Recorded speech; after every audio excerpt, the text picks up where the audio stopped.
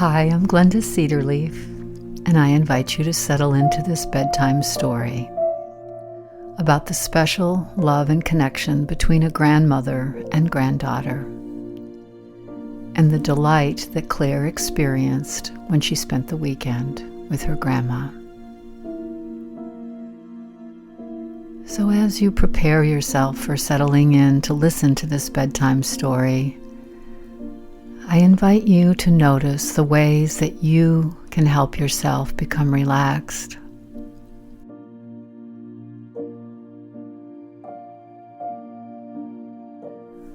Aware of the support of your bed or chair.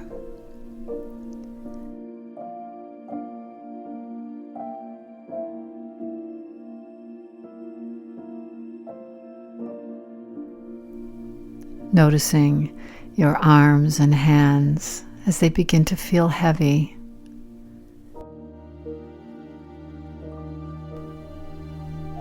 Focusing now on the breathing. Breathing in nurturing, calming, peaceful energy. Perhaps placing your hand on your belly, feeling the warmth of the touch of your own skin, and noticing the lift and settling of your belly as you breathe in and out.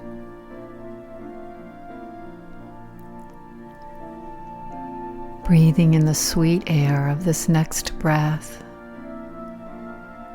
and then breathing out all that no longer supports you and letting go into sleep.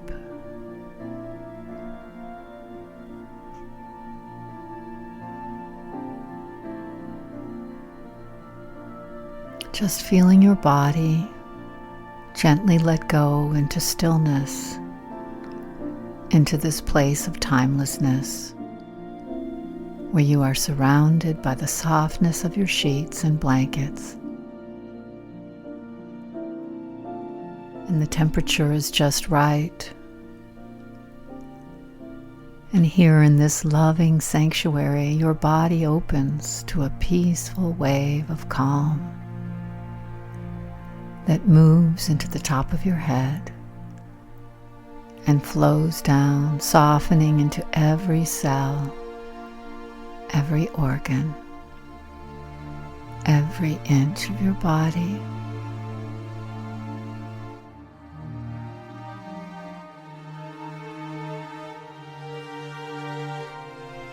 As you begin to feel it taking you into the realm of dreamland.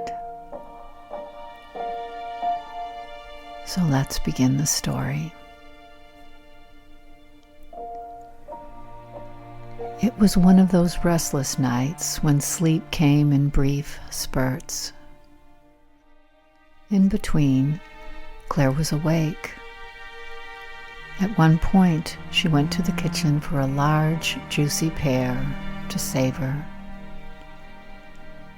And then once again, she returned to bed, settling into the silence and the darkness of the night.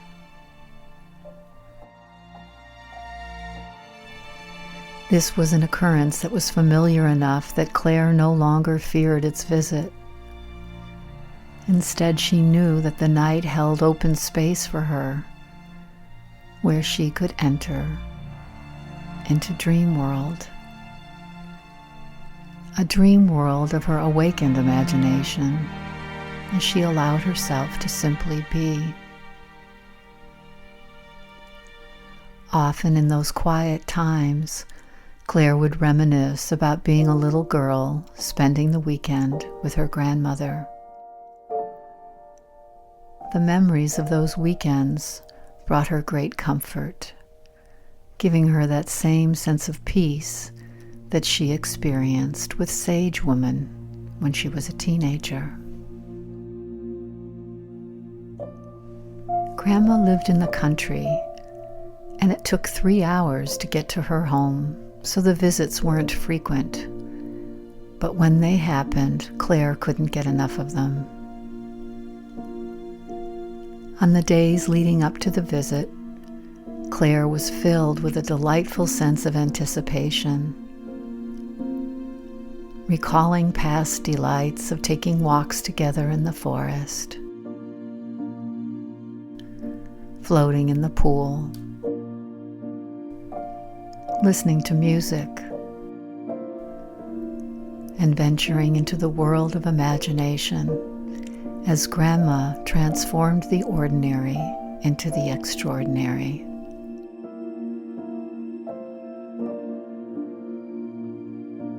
Claire loved how Grandma's mind was full of new ideas and ways of looking at the world.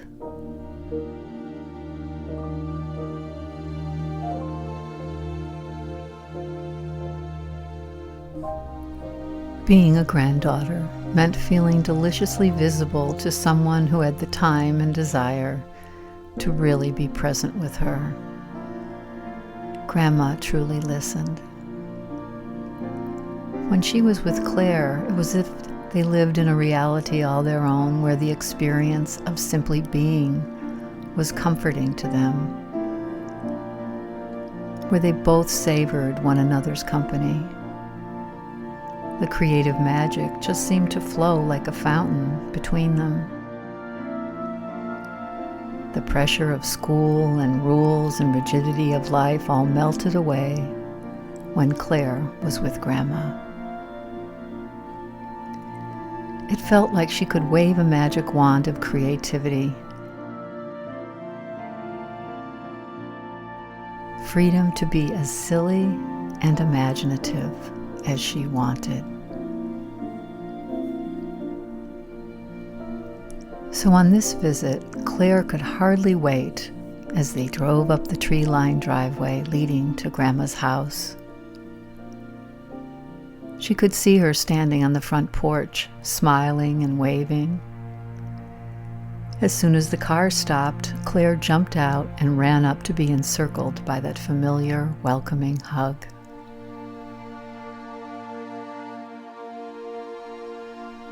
As they stepped inside the house, the smell of an apple pie baking in the oven greeted them.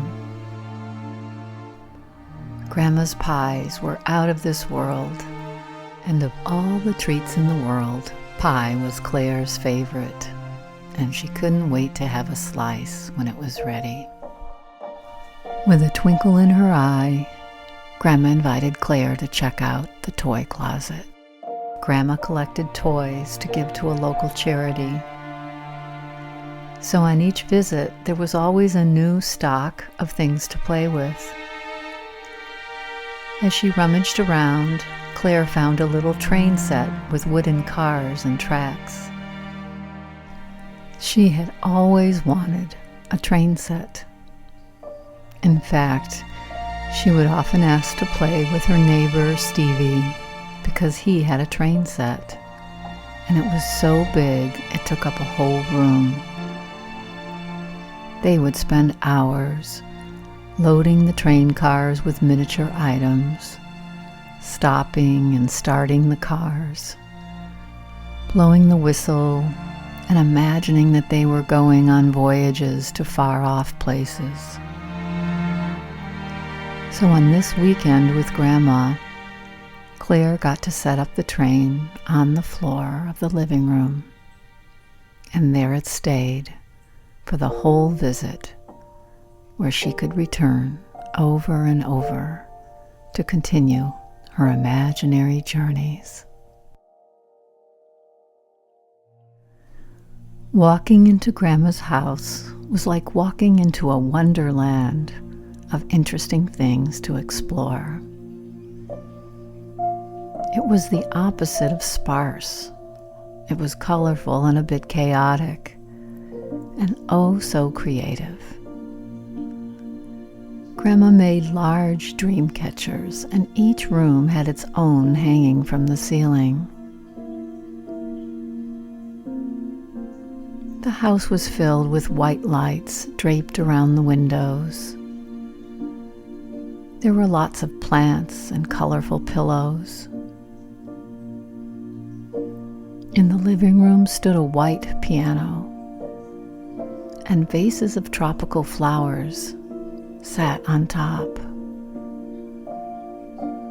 Claire loved to imagine that those flowers came straight from a tropical garden by the sea. Grandma wore the most interesting hats. Claire's favorite was actually what they called a fascinator. It made Grandma look like a butterfly. It had feathers and ribbons, and it stood up high above the crown of her head.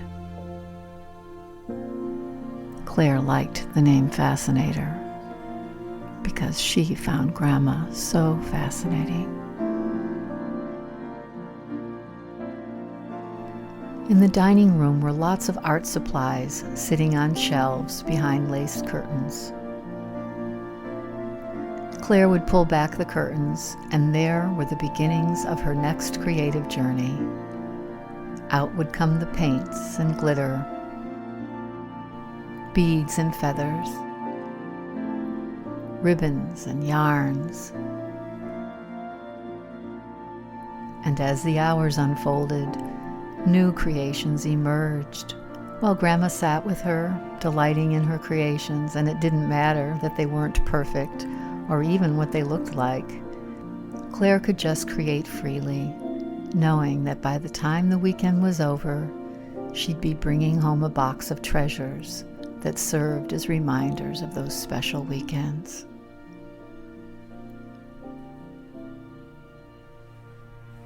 Grandma had a collection of dolls that she made many years ago. Claire's favorite doll was the mermaid. This doll had a shell necklace, long brown hair, brown skin, and a lovely turquoise mermaid tail. Once Claire held that doll, she was transported to another world where she could hear the sound of the ocean, feel the warmth of the sand and the sun as she traveled in her imagination to where the mermaid sisters lived under the waves with the mother of the sea.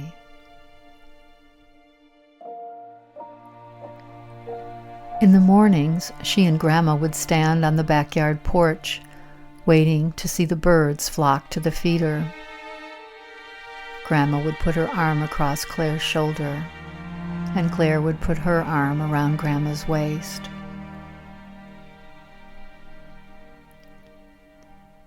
They would catch a whiff of the herbs in the flower box beside them, mint and sage and basil and rosemary,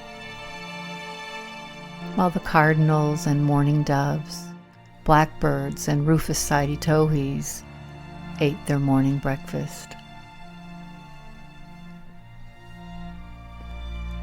After they finished watching the birds, Grandma would bring out the bubbles, and together they would blow these giant bubbles that would float across the yard and over to the garden. There the bubbles sometimes landed on the statues of St. Francis or the rabbit. Blowing bubbles with Grandma was magical. Claire loved sitting next to Grandma or being in her lap. Grandma smelled like lavender. She had green eyes and long hair that she wore in a braided bun. Sometimes Grandma told her stories of their ancestors in Sweden. One of those stories was about her great-great-grandma who left Sweden during the potato famine in 1866. At that time, thousands of people left their familiar world, their homeland, because the soil had become so poor it could no longer support the family farmers. First, there had been too much rain, and later came the drought. So her great-great-grandmother came to the United States on a boat by herself when she was just 17. She worked as a maid for a wealthy family in Chicago. Just a few years after her arrival, the Chicago Fire of 1871 happened. It burned for 2 full days. People said the fire started after a cow kicked over a lantern and ignited the barn. During the fire, Claire's great-great-grandmother helped the family with whom she lived and worked by finding and rescuing their box of silver, carrying it with her for safekeeping while the home burned down. When Grandma spoke of the ancestors, it was with a sense of pride. She saw how much they endured to leave their homeland and all that was familiar and come to a new place and start all over again as servants in a large city. As Claire listened to the story, she thought of the things that she took for granted, like having plenty of food and a warm home. She realized that the challenges of being an immigrant were something she couldn't even imagine enduring. Besides telling of the hardships in the lives of Swedish ancestors, Grandma loved to describe the special Lucia ceremony they celebrated in Sweden and in the United States. December 13th was when they honored a saint who brought light into the darkness of the world, especially to the long winters of Sweden. To remember this Santa Lucia, a young woman would dress up in a long white gown and wear a wreath of candles on her head. She would lead a procession through town and serve special breads and sweet rolls to everyone. In the United States, the tradition was carried on as daughters would awake early in the morning, dress up in the white robe and crown, and serve their parents and grandparents and neighbors the treasured breakfast rolls. Grandma had her own Lucia crown, which had been handed down through the family. She let Claire wear it every Christmas. When Claire put that crown on her head, she felt like a fairy tale princess, as the golden light from the candles filled her with a warm glow.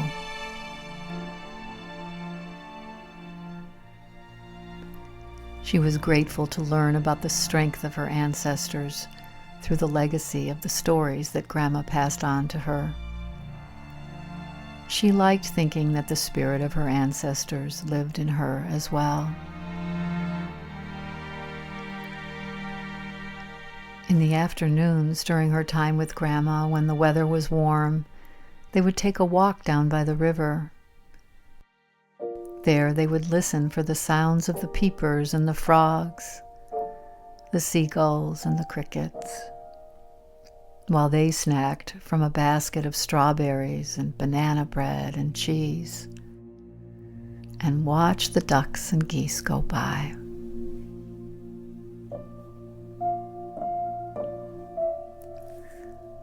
On these walks, Claire was especially aware of how precarious Grandma seemed to be, as if her feet were not fully connecting with the ground.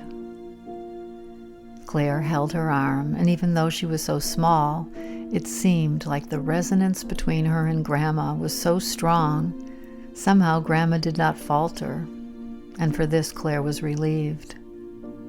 Eventually, Grandma got a cane, and on one of their visits, they decorated the cane. Grandma called it bedazzling and was very proud to use it. At some point during their weekends, they would have a tea party. Grandma would put a tablecloth on the kitchen table in the breakfast nook and bring out some special cups. All were pastel colors, and each were unique. The teapot was periwinkle, a gift from Grandma's mother. There was a tiny creamer and sugar on a tray, and a variety of teas to choose from. Claire's favorite tea tasted like lemon pound cake. Grandma served up a platter of cucumber and cream cheese sandwiches. and slices of fresh pineapple and chewy ginger cookies. While they enjoyed their tea, they sang some favorite songs and told silly jokes. Outside of tea party time, they usually drank from one of the Santa mugs in Grandma's collection. It didn't matter if it was spring, summer, fall, or winter. These were the mugs that everyone enjoyed. Claire could pick a different mug each time she had a drink. There were yellow, blue, green, and red decorated Santas with beautiful white beards and kind eyes.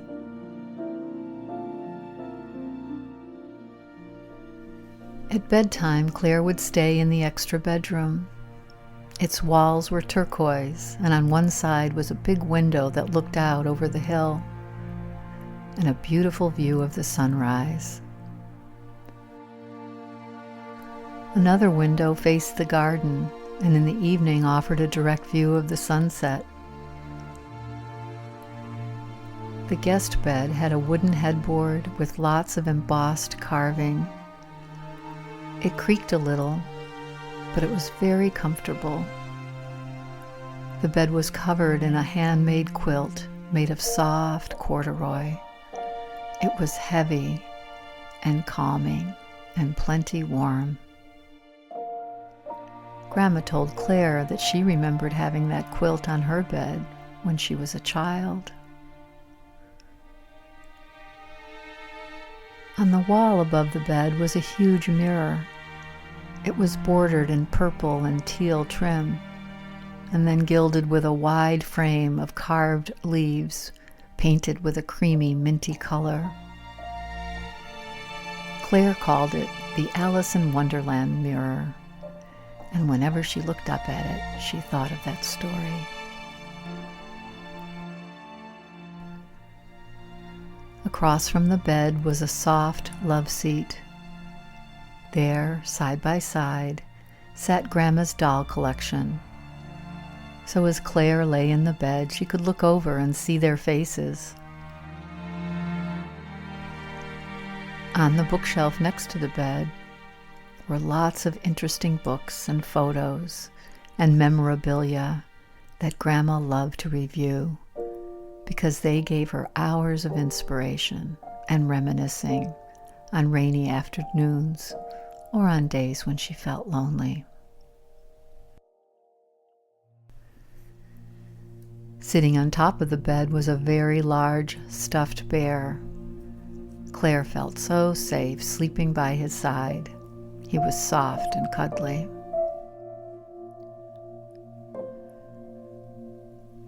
At bedtime, Grandma told her stories about frogs that flew over the garden carrying little children on their backs,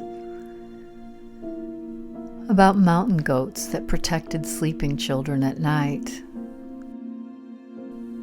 and about polar bears that swam in the ocean.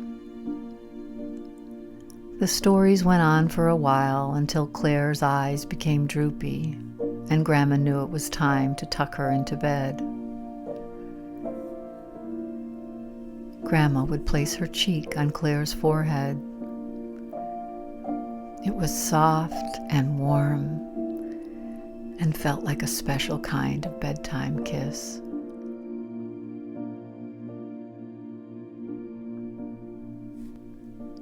When Claire slept at Grandma's, it felt like her love was a great big heart floating just above the bed. In a way, the big red heart was like the moon and stars shining in the night sky. But the difference was that this heart was inside, blessing her nighttime rest as it watched over her. For a while, after Claire went to bed, Grandma would sit in the living room, bundled up in a long robe with slipper socks to keep her feet warm, as she sipped on peppermint tea, listening to quiet music until she was ready to go to sleep.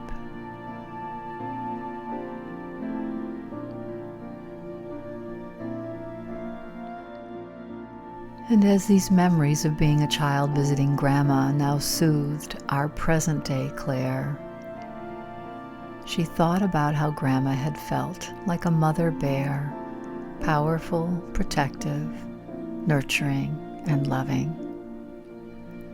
Claire felt so safe with Grandma, and it was that feeling of safety that she now tuned into as she began to feel her body sink into the bed once again. The night was turning into early morning, and Claire welcomed this return to dreamland, where the loving memory of Grandma's presence filled her whole being with peace.